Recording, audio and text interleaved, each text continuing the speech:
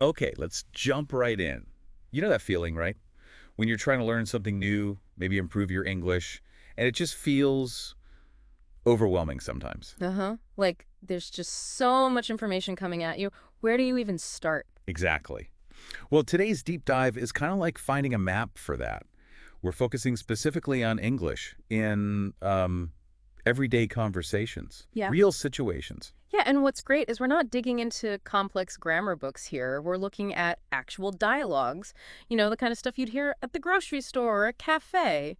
Or even just chatting with family around the breakfast So table. precisely. So we've collected these like little conversational snippets, asking for help with gadgets, figuring out what movie to watch, that kind of thing. And the aim is to pull out the really useful phrases, the common strategies people use naturally. So that you, listening, can maybe feel a bit more confident, a bit less nervous when you're actually out there speaking English in the real world. It really highlights that learning language isn't just vocabulary lists, is it? It's about how people actually connect and get things done in different scenarios. Yeah, these everyday chats are full of clues, not just words, but social stuff too. Okay, so where should we start? Those everyday transactions sound like a good place. Let's do it. First one. That grocery store chat.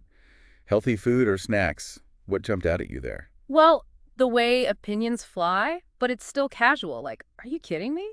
It's strong, but clearly lighthearted in that moment. Right, not actually confrontational. No, not at all. And then you get the simple suggestion structure. What about? Just a really easy way to offer an alternative. And the agreement phrase, I can't argue with that. It's a nice, solid way to concede a point. It is. And that whole cheat day concept. Yeah, that was interesting how it's just dropped in and accepted. Right. And it shows how a quick explanation can clarify a cultural sort of term you might not know. Gives you a little window into how people think about, say, dieting. That's a good point.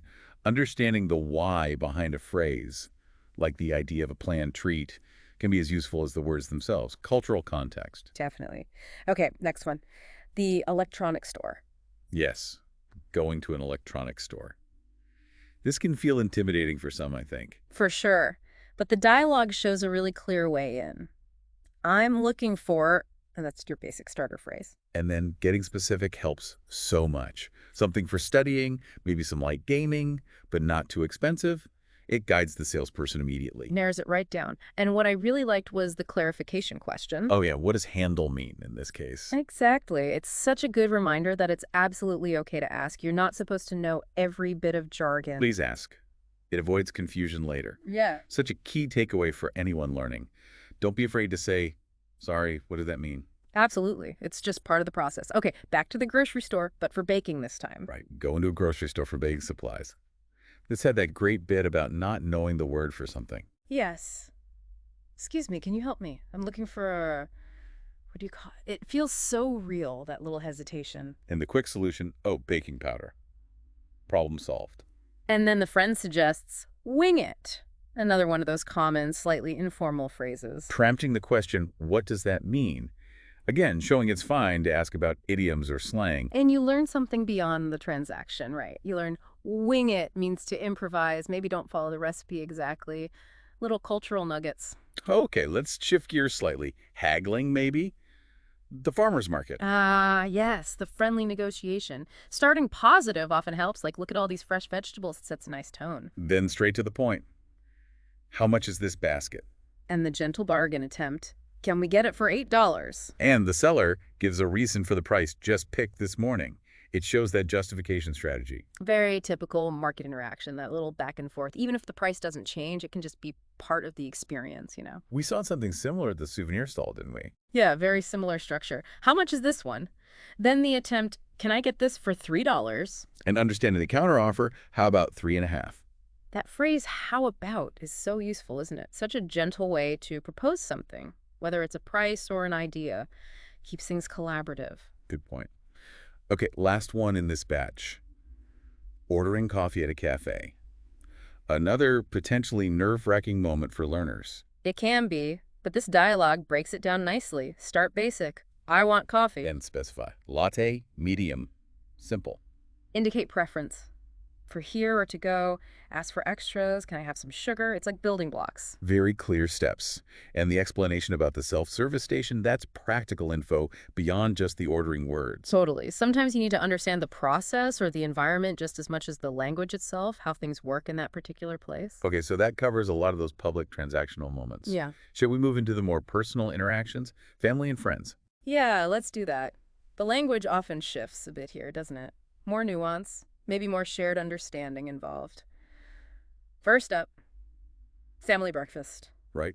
What stood out was how preferences are stated pretty directly, like, I like cereal better. Followed by that playful jab, boring cereal. It shows that familiar teasing you get with people you know well. Definitely. And the compromise they reach, chocolate and banana pancakes, finding that middle ground. Plus that very relatable comment about needing coffee for brain function. Yes, it shows language in close relationships can be really informal, full of shorthand or inside jokes even. Okay, how about baking together? That felt very warm. It did. Yeah. The simple offer, can I help? And the gentle instruction, slow down, honey. Very typical supportive interaction. And expressing that shared excitement, I can't wait to try them. It really builds that positive feeling. It makes you realize language isn't just functional, is it? It's about connection, sharing the moment. Exactly. It's the interaction itself that's important, not just the task of baking. Moving on to the weekend picnic. Good examples here of making suggestions and requests. Yeah, how about we play a game after we eat? Classic, friendly suggestion format. And the polite request, can I have ice cream? Even with the slightly delayed, maybe after lunch response, it's a common family dynamic. True. And offering alternatives came up again when soccer was suggested, offering to take photos instead, finding ways for everyone to participate. It underlines that need for flexibility in group conversations, trying to include everyone. Definitely. Okay, family movie night. Always a potential negotiation. Oh, yes. This dialogue captures it well. How about we watch something funny? That great suggestion starter again. And then the back and forth, not scary. We watched that last week. Until they land on, how about Shrek? It feels very real, that process of elimination and finding something everyone can agree on, or at least tolerate. It's compromise in action, isn't it? Finding that common ground through talking it out. Now, the dinner time chat about school. This felt focused on showing interest. Right. Starting with the standard, how was school today? It's simple, but opens the door. And then responding with genuine interest, like, that sounds awesome, encourages more sharing. And the offer of help. Do you want some help after dinner? It's a common way to show support within the family structure. It really highlights language's role in nurturing relationships, showing you care. Planning the weekend. More suggestion-making and agreement here. Yeah, starting open-ended. Any plans for the weekend? Then a specific idea, maybe going hiking, followed by clear agreement. That sounds great. And then moving into the details. Sounds good to me. What time, what to bring. It shows that progression from idea to actual plan. Clear communication making things happen. Okay, the park conversation took a slight turn. Ah, the juicy news. I have some juicy news to share. A clear signpost for gossip. And the immediate informal spill the tea, asking for the details. Plus the reactions, no way, showing engagement. But also, interestingly, the decision to shift away from it, forget about the office gossip. Right, changing the subject consciously. It shows how we navigate topics in conversation. And how we decide what's appropriate or what we actually want to talk about. Visiting friends, touched on catching up and describing places. What did you do last weekend? Standard catch-up question. And using descriptive words like so cozy or a lot of natural light helps paint a picture for the listener. And mentioning bringing a gift that ties into cultural norms again, doesn't it? It does. Language and social customs are often intertwined.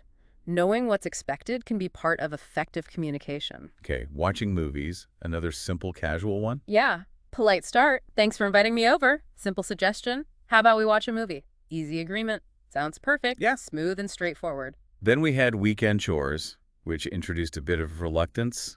Yes. The "Are you serious, Mom?" felt very relatable. But then the clear assigning of tasks follows, bringing structure. Even the light complaining feels like a typical part of that family dynamic. Absolutely. Reading books. This was fun, the spoiler avoidance theme. Right. Guessing who did it, but immediately saying, don't spoil anything. Many readers will recognize that feeling. And the little joke, it's always the butler, adds that lighthearted touch. Cooking together had some nice bits about describing food and playful doubt. Calling it my special recipe makes it personal. And the teasing question, Sauce you bought at the store adds humor. Plus the confident prediction, it'll be the best pasta you've ever had. Builds anticipation. Gardening showed some vulnerability, didn't it? Yeah, I'm not sure these plants will survive me comment. Very beginner gardener relatable. But followed by encouragement, don't worry, plants are tougher than they look.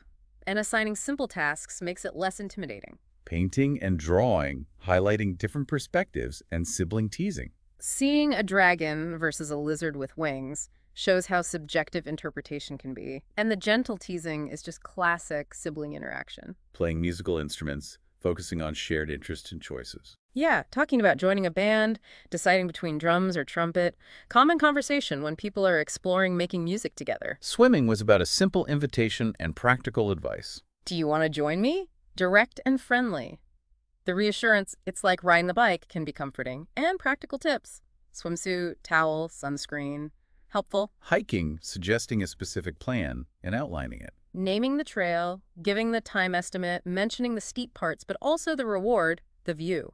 Helps the other person decide and prepare. Then confirming time and gear. Makes the plan concrete. Running showed that need for breaks and mutual encouragement. Being honest about being tired. My legs are sore. Offering helpful suggestions like walking or stretching, and motivating with a treat afterwards. At the gym, navigating a new environment. Introducing yourself is a good start. Asking for advice, what should I start with, shows initiative. And reassurance from the other person helps ease nerves. And lastly, dancing. Expressing that mix of excitement and nerves. Very common when learning something new. And the offer, we'll practice them together, is great show support and makes it a shared effort. Wow, okay, that's a lot of different scenarios. Looking back across all of them, what are the common threads, the key strategies we keep seeing? Well, it's striking how often simple, direct phrases do the heavy lifting, isn't it?